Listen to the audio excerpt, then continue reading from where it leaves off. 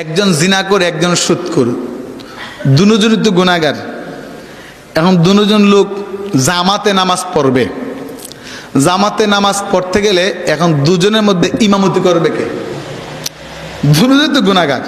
আচ্ছা বলেন তো, যিনি জিনাকর সেই ইমামতি করবে না সুদখোর ইমামতি করবে?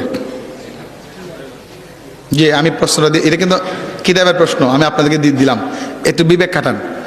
একজন জিনাকর একজন সুদখোর ইমাম নামাজ পড়াইবেন, এখন ইমাম কি সুদখোরে হবেন না ইমাম জিনাকরে হবেন? হ্যাঁ, কে হবে? জিনাকর।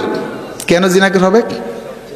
হ্যাঁ, জিনাকর ইমাম হতে হবে, জিনাকর ইমাম হবে, সুদখোর না।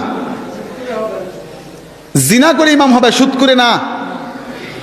এটা ব্যাখ্যা এইভাবে লাগছে, কষ্ট হইতেছে আপনাদের? সাবধান, কেউ কারো গায়ের মধ্যে কথা মাখাবেন না।